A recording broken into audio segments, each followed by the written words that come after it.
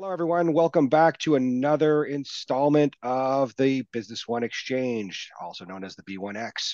I'd like to welcome Alyn Hughes from Cloud for Partners, as well as our special guest, Anand from Avaniko. We have a great lineup set up today and a bunch of questions that we want to go through and a bunch of information that we'd like to share, and looking forward to kicking this off. So first off, welcome back, Alyn, from some well-rested time off from vacation.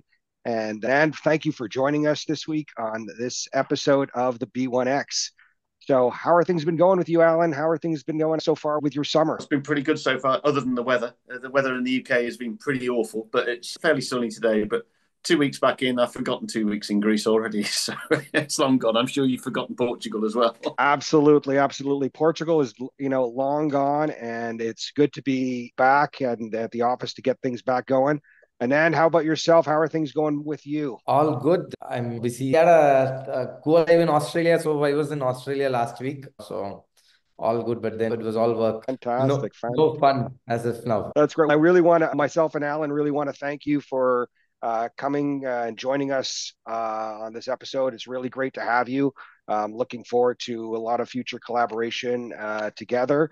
I know we have a bunch of topics that we wanted to talk about, so I figured might as well go right into it. We wanted to touch on things that are a little bit more at the personal level and see how things work inside of the different areas. We're all working in different parts of the world and to give perspective. And one of the things that we wanted to really talk about was balancing family and work life and understanding some of the stories on how you go about balancing your family responsibilities and work. And maybe we'll get started with Alyn and see where things are at with you and how you go about balancing that area, given your busy schedule and everything that's going on in your life. I've got to say, at the age I am, it gets easier simply because the children grow up and go away. So that's fine. But I still have the dog, who hopefully will stay quiet next to me during this meeting. And really, for my wife and I, it's about enjoying time together when we get the opportunities. This weekend coming up, we're off to a music festival in our camper van, taking the dog with us. We'll have a great time. We'll meet some friends there. It'll be totally relaxing. It's a bank holiday coming up here in the UK. So it's a long weekend. I've got Friday off as well. And it's really a case of those sort of things you've got to make sure you take advantage of. These are the great times. And as much as I love my job and I love the company I work with, it's very important that you do get time away with loved ones and actually make sure it's quality time. Absolutely. And with all the responsibilities that you've got going on, how do you balance things in regards to the work side of things with family? Like, how do you go about really separating that and getting what you want to get accomplished? Like anything, it needs a bit of planning sometimes. From a perspective of the working day can be very long, as I'm sure we'll all agree to that. But it's making sure when your partner is in the same place as you do spend time with them. For me personally, I make sure I go out for at least a 5K walk with the dog every day, just to have some time away from screens, enjoy it. I'm very fortunate. I live in the countryside. There's more sheep and cows around me than humans. There's not a street light within 3 miles of where I live. It's a lovely place to be. And for a dog walk, it's fantastic. So that allows me to actually start prioritizing things. But it's also really important, isn't it, to actually make sure you prioritize relationships with personal loved ones and friends just as much as work, because it is a mix. It is a hybrid of the two. Absolutely. So, Anand, talk to me a little bit about your balance in regards to family and work. I know that you've got a pretty hectic schedule working in various time zones. How do you go about managing that area, given the amount of responsibilities and number of people that are working for you and with you? How do you go about it from your own personal life as well as work balance? It has definitely gotten better after 10 years now. When we started, there's no work-life balance, or it was very hectic. Like Alyn said, as we grow, it becomes much easier. I feel we have the freedom to prioritize where we have to be, right? Sometimes it's work, sometimes it's family. So it is not that which needs more importance, we are there, wherever situation demands. Because I work in different time zones, we also have the freedom. I usually take afternoon naps so that I can be with the family. I spend time in the afternoon with the family, but then in the evenings, I come back to office and work. So at the same time, that is how I manage. Whenever I'm not needed for work, I'm with the family, but I'm flexible with different time zones, meaning I drop my son in the school, but then I come to office early, but then I leave to home for lunch, stay after lunch at home, spend time with the family, and then come back in the evening to office. Family also adapted to it. This is how I balance. What I feel is, if you work with that, if you have the freedom, then balancing is very easy, right? If your team also has the freedom, and then if you work with the stress, you have this mindset of work even at home. It doesn't work. Just this freedom on that mindset helps me balance spending quality time wherever I am, even at office or home or wherever I need to be. With work from home, it's much easier. I come in a couple of days to office. I don't come in a couple of days to office. I'm getting better. I would not say, oh, I'm good, but then my wife can vouch for it. Right. No. I find it a challenge also, especially when working with, personally for myself, when working multiple time zones, customers and partners around the world. Yeah, it becomes a challenge. And for me personally, I'm typically not a morning person, so that's when everyone who knows me knows that. But I'm more of a night owl. So because of that, for me, I get what I need to get done during the day with the appropriate breaks here and there.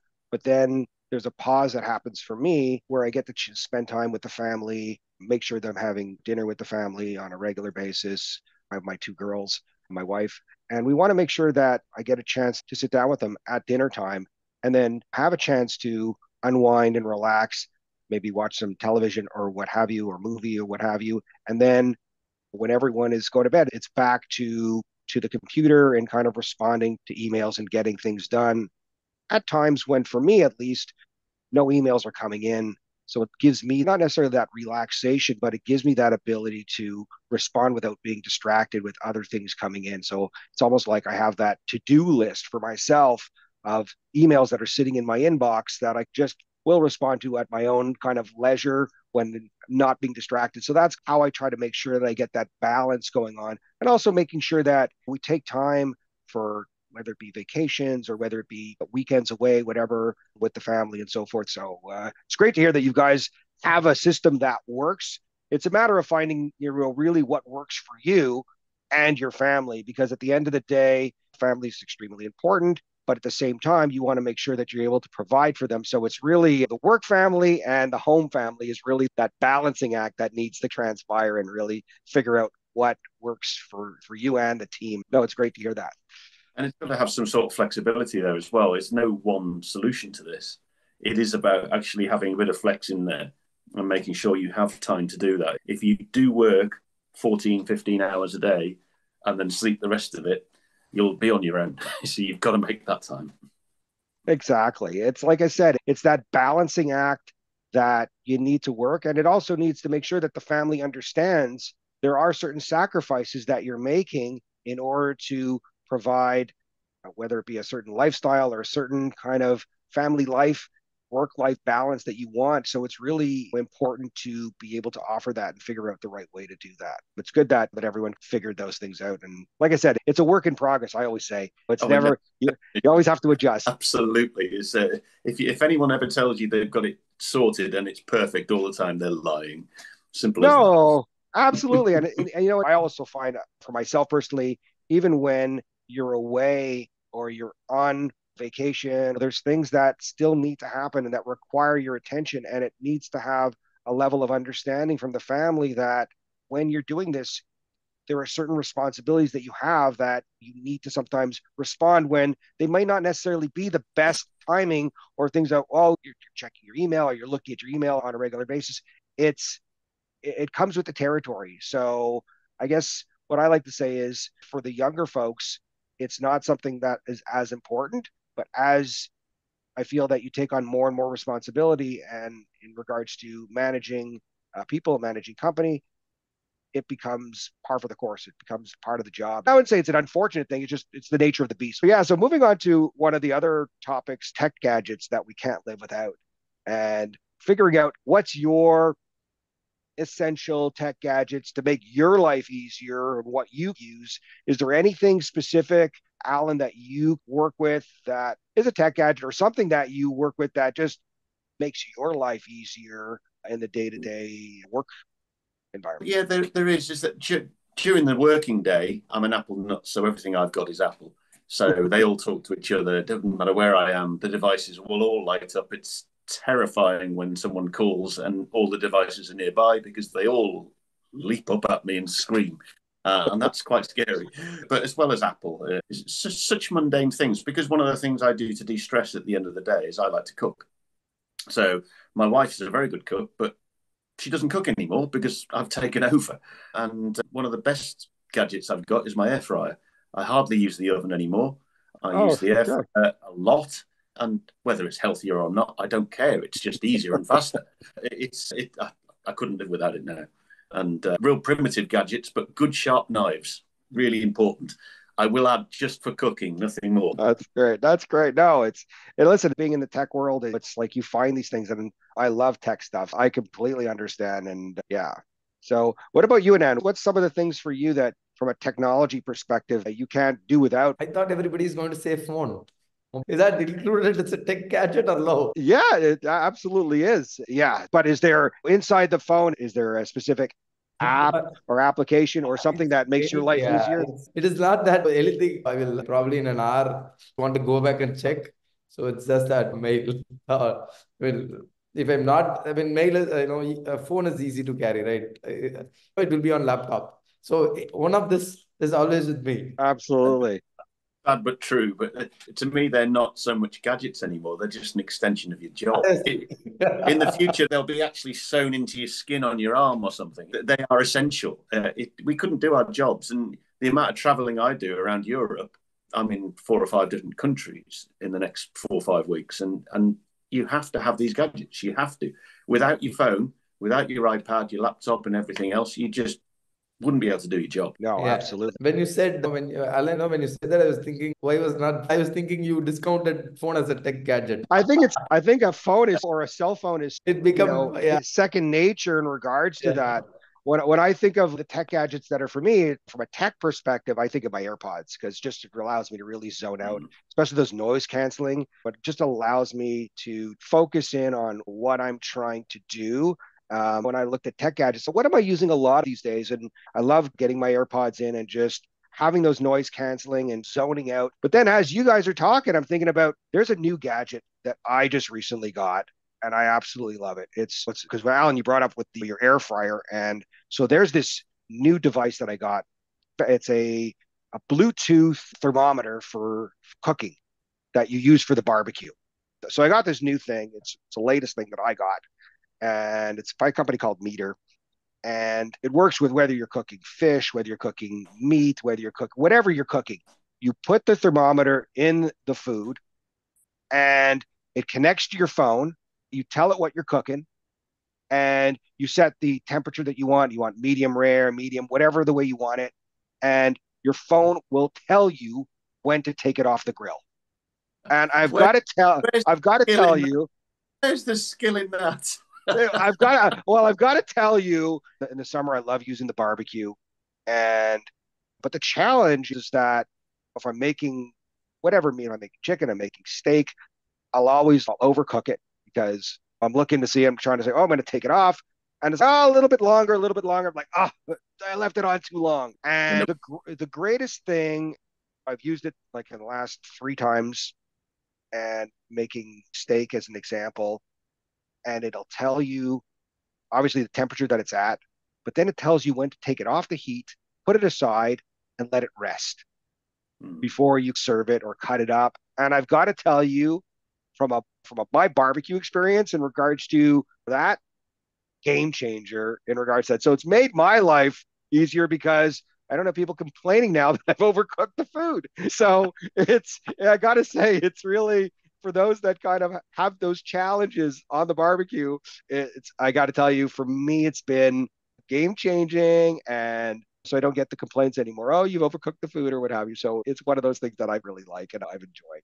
So it's certainly better than the other option of deliberately undercooking the food. Then you'll get complaints, but they might not complain when you burn it next time. Absolutely. And when I got that thermometer, I got that with a nice super sharp knife. So the combination of those two things really made life really easy. So I really enjoy that.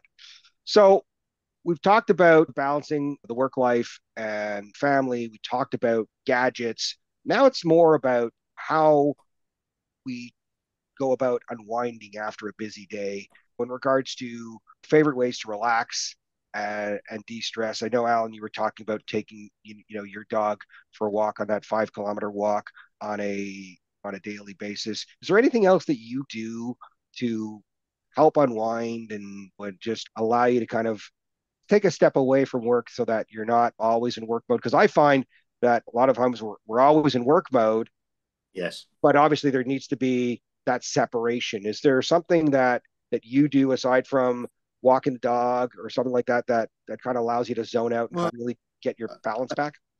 yeah, I touched on it before. And cooking is actually my release now. At the end of the working day, I will go and make a meal, and it allows me to switch off entirely and just compartmentalize what I want to keep in my brain and get rid of the rest. And that's the hardest thing in working life. If you work long hours, you end up thinking about everything all the time, and you can't keep doing that. So for me, I'm not a Michelin star chef. I do follow recipes, and I just enjoy being told what to do, when to do it, how to make it. And that to me is really quite useful and de-stresses me a lot. It's something I've been doing for a number of years now, and it is a really good way of just work can go over there for a while, and I'm going to concentrate on this. And whether that can be a good book, it could be a film, all those sort of things. I know the dog walk and the cooking every day is my job. And I enjoy doing those because that is totally different to the normal day. Okay. No, that makes sense. It gives you that outlet, that but a little bit of creativity in the kitchen. What about you, Anand? What are you doing to help you unwind after a busy day to really help you de-stress and unwind? Two things I would say, not after the day, even during the day. As I said, no, I take power naps. I'm blessed. I can sleep anywhere, even in a flight or wherever it is, even if it is noisy. I can go take a nap and come back. It gives me so much energy back. It will be 15 minutes or 20 minutes. I can, even at the office, I can just lie down and sleep. The other thing I do is take my son for a run. We run together whenever there is a time, even after a day. No, I want to take a break. I go take him, go to a park and then run. Sometimes with my wife as well. So these are two things I do, but nap is what I do often. Even if I zone out, I get tired of thinking. I go and sleep for 15 minutes and then I come back. Well, as long as you're not doing those in meetings. So that's what's important. Well, exactly. If you fall asleep in I this can't, meeting, we know there's I something can't, wrong. I can't do that in meetings because the mind is constantly thinking. Only when my mind gets exhausted, I need that. So yeah, so absolutely. For me, one of the big things that I love to do is I'm a big avid tennis player. So that's my outlet out. I'm probably on the tennis court probably 3, 4 times a week. And this year I've actually stepped it up a notch to the point where I've taken on even 2 coaches to work on my tennis game. So for me, I'm making sure that I'm leaving the office, especially in the summer when it's so nice out, heading to the tennis courts, playing with the tennis pros, playing in my leagues that I play in nearby me. And it's just really a great way to get out any sort of energy or frustration or whatever you're trying to get out of the system, just being able to hit, because I'm a very competitive person. So for me, I just loved the ability of strategy. And actually, it's funny, I was reading an article recently and they were saying how racket sports these days are so important, like tennis or pickleball or even badminton, anything that's with a racket increases your life by about 10 years because of what gets generated in the brain. So there's a part of the brain where you use like 10% of the brain that fosters that thought process. So when you're doing that, there's obviously different sports or different activities that are going to increase your life expectancy. But when I read this, I was like, oh, okay. And like tennis and or racket sport is up there in the numbers. So for me, that's what I like to do. That being said, it's a de-stressor, but sometimes you get frustrated on the court. So it's a double-edged sword in regards to that, because then you get frustrated with your own play. But at the same time, I follow with some of these trainers, professional trainers that are out there, and they always say anytime that you're playing a sport like a racket sport like tennis, when you're practicing, you're playing your best tennis. But then when you go into, let's say, match play, or you're playing against an actual tournament, or you're playing an actual game against someone competitively, you're not going to play as well. But the key is to always focus on the objective. And the objective is not to have the perfect point every single time. Because even a guy like Roger Federer said that he's only won just over 50% of all of his points that he's ever played in his life. That being said, he's won 80% of his matches.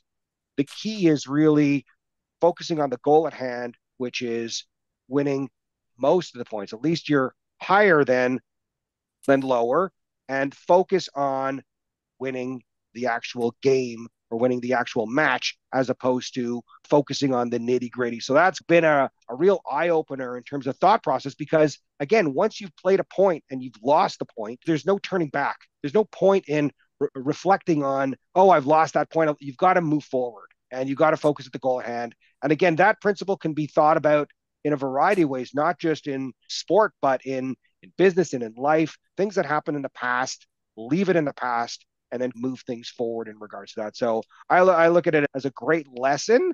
I find it's been helpful for me. So well, it certainly affects business as well, because if you can learn that skill, you can certainly bring that into your business environment. And so I've been learning the same with golf. I haven't mentioned it because I'm a terrible golfer, but I am having lessons. And I'm one of these players that can hit fantastic shots in and around all the terrible shots. So I know I can do it, just not consistently. But if you dwell on the negative, and that's a good mantra for life, really. If you dwell on the negative, you're not going to succeed. You have to change your mentality. Absolutely. Absolutely. The fact that we're all working in different parts of the world, with you, Alyn, being in the UK and being out in India, and myself being in North America, it brings up the question of working in the SAP Business One world, what sort of challenges we see in each of our respective areas, whether it be customers or working with partners. I'm fortunate I actually see how partners in different countries around Europe, especially regarding SAP, and it has been quite different in different countries. But I think the overwhelming change and positive changes is that SAP, since the summits over in the States and over in Madrid in Spain as well, SAP have woken up to the fact that SAP Business One is vital to them. And their messaging and what they're coming out with is so much more positive than even a year ago. And the fact that I do think now they've actually finally got it. They've got this golden egg and they're going to do something with it, as opposed to, oh, it's just something we've got in the portfolio. But sell the big products. Don't worry about the rest. Most of their customers use SAP Business One. There's now over 80,000 globally, and they have to get that message out. And I'm hoping it's the same with you guys as well. But I'm actually now realizing that more and more partners around Europe, especially Western Europe, where I'm spending most of my time, are actually now feeling in a more positive light towards SAP Business One. There was some negativity. Certainly the way things were dealt with by design certainly didn't go down too well with a lot of partners. But now it's settling and everyone knows they can either deal with the big product or they can deal with Business One, or both. I would actually say that's the key thing I'm finding, is that there's a lot more positivity at the moment. And I know Ascari in the UK are actually doing very well, finding a lot more people interested in Business One, especially as the technology is improving. The likes of MyWave, the big release of that this year, the AI side of things, the co-pilot type thing for SAP Business One, is certainly changing the mindset of what people can and can't do with it. And that's really interesting to me, and so interesting to us as a business that we're actually actively working with MyWave a lot, simply because we see that's the future. People who are just sitting on the old, and if they're quite conservative and don't want to change and don't want to change the model of how they work, they're going to find they're going to start losing business to the partners that are willing to make that change. And that's one of the key drivers that I'm talking about when I go and see partners around Europe, and getting mainly positive feedback from. Okay. No, it's interesting. It's interesting to see how inside of Europe, in terms of what customers are seeing and how they're being perceived, because obviously there's a lot of competition from various players, which shall remain nameless, that are out there. But again, it's an interesting perspective to see how customers and partners are seeing how things are going and what sort of challenges that are out there. And then from your perspective, I know you have customers in various parts of the world, but inside India, what do you see in terms of the challenges and the differences working in India as opposed to outside of India? Is there something that's unique there that that you find in working in that part of the world? Yes. So it's a very interesting question. Business One as a product, I love the product. I'm into that product for probably 20 years now. Also, I love the product. I've implemented the product for close to 20 countries in different regions. I've been a consultant implementing the product, right? So culturally, when compared with other countries, Indian implementations are more demanding, and then the scope keeps changing, and then the goalpost keeps moving. But in a way that has helped us to learn a lot while they'll become more competitive for the global market. It's a demanding market. But then one good thing, the market is growing for Business One. We are having a good growth percentage. We are growing by 50% in India in terms of licenses, more than 50% last year. There was a more than 50% growth. There is good demand for the product. It's good that SAP is also coming up with positive press releases now. So we're looking forward for that. Yeah.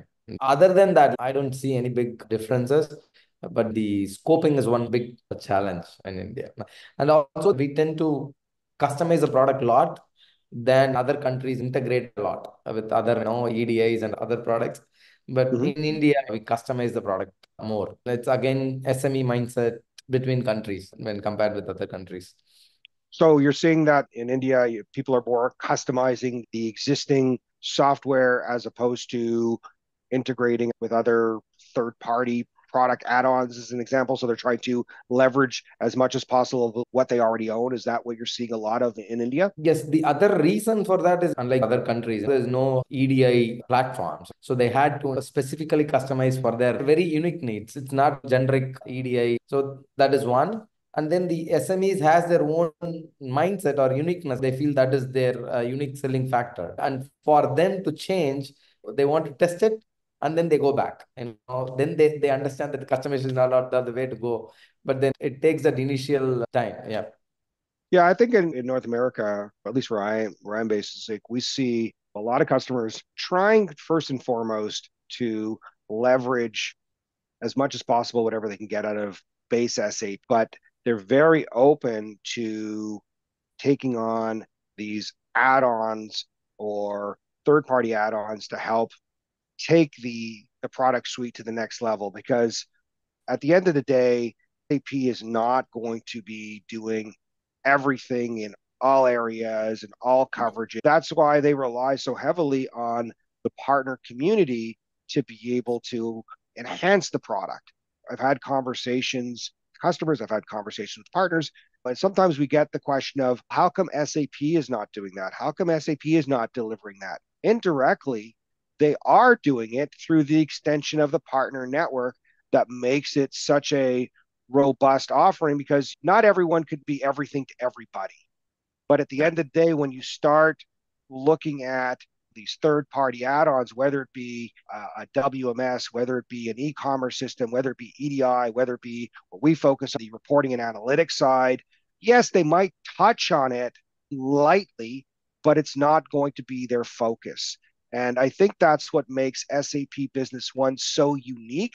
And inside of the North American market, it's embraced. Yes, the question always comes up, why is SAP doing this? The answer that I give is because they don't need to, because they have all of these other options through the third parties that are tightly working with SAP or working for the SAP Business One environment to make that available. So it really is an extension. And what makes the lifeblood of the SAP B1 community is that there's collaboration. So this way, when we're working with, whether it be customers or partners, it's not competitive because we don't do what the other person is doing. And we're really adding that kind of additional flavor to really extend the business offering to various customers and partners. I see that in North America, there's that openness to collaborate because customers do realize that SAP Business One is a very strong platform.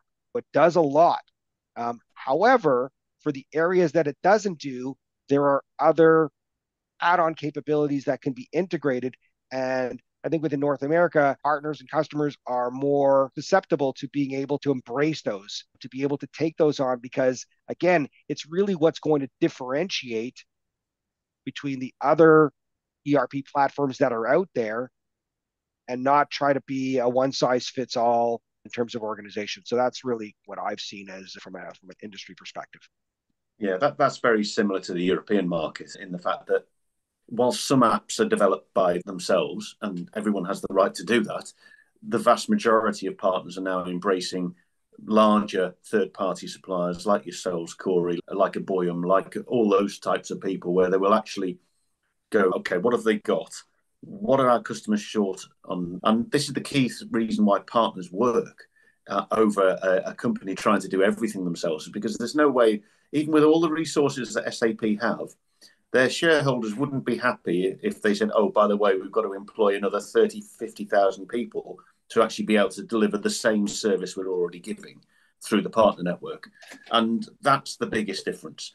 That the strength of SAP Business One is the partner network, is the knowledge, and most importantly, the understanding of what customers actually need and challenging them. Just going into, you mentioned it before, Anand, but going in as a consultant and actually just saying, what do you want? Yeah, we'll deliver it. That's fine. But a good consultant will say, why do you want to do it that way? Have you thought about doing it X, Y, or Z way? That's where I think the partner network and SAP Business One is so strong, in the simple fact that it has been going for 20 odd years. A lot of partners have done this for a long time and they know what works well. And we also need to keep in mind all of the latest new technologies that keep coming through. We've got to embrace them too. We can't sit still with where we are. The moment we do that, the other parties out there will take over. SAP are currently in a really strong position because it is a true global solution. It's utilized everywhere in the world. Other competitors can't say that. They might start in the States and move east, but they don't get as far as SAP already are. And that's the strength. And as long as they don't forget that, and the partner network is supported, I think we've got a really strong business proposition where people will genuinely want to still invest in SAP Business One, which thank goodness for that. For all our sakes, thank goodness for that. Absolutely, absolutely. And like I said, it also builds up that camaraderie between various partners. And when going to the B1 conference that we have for the partner summits as an example, it's really for me like a reunion, almost like a family reunion. And we get to collaborate because, again, at the end of the day, we're working towards a common goal and we're not necessarily stepping on each other's toes because, yes, there are certain situations where there might be competitive situations because people are doing similar things. But at the end of the day, there is a community that's out there that's willing to collaborate and work together and embrace things. And I think that's what really makes things very interesting and why I really enjoy it. And like I said, I always look forward to these summits to be able to go through. Yeah, totally on the same page. Any last minute comments for you, and in regards to what we've spoken about today and anything you want to share before we wrap up this session? Thanks for having me. I really appreciate it. I want to thank you very much for you coming in on this conversation. Like I said, for us, it was our pleasure. Myself and Alyn started doing this together, and we wanted to make sure that we brought a different kind of flavor into the conversation. I think you've added a lot of context, a lot of interesting perspective, especially coming from another part of the world that allows us to show how being in various parts of the world and how we are able to still collaborate together, which is very different than we would have had this conversation 10 years ago. It's very different because now we're working really in a global economy and we're really just a video call away to be able to have these in-person conversations and help each other out in various ways. I'm really thankful for you, Anand, for joining us today and sharing your perspective and getting some insight in terms of not just from a business perspective, but also from a personal perspective in terms of how you look at things and how you make things work in your life, which I think a lot of our listeners are going to be very interested to hear about because, again, we can all learn from each other. And to me, this is, what I feel that's the most important in terms of how we go forward. No, absolutely. I've got to say, I'm very jealous of your superpower as far as I'm concerned of being able to power nap. I've never been able to do that. I just lie there going, I wish I could go to sleep. No, get up again and carry on working. If you can carry on doing that's good for you. I've got colleagues who do that exactly same thing. If they really need a nap, they'll go and have a half an hour nap. I can't do that. I'd wake up like a zombie. Excellent. So what we'll do is we'll close things down. So again, I want to thank you, Anand, for participating and sitting in on today's talk. I really appreciate it. Alyn, once again, thank you for co-hosting with me on this. I really appreciate it. And for those that are interested in partaking and want to be a guest on our podcast, please feel free to reach out. We would love to have you. So again, thanks everyone. Really appreciate it. And looking forward to speaking to everyone on the next B1X. Thanks so much. Have yourself a great rest of your day, everyone. Bye-bye now. See you again soon. Yep. Bye-bye.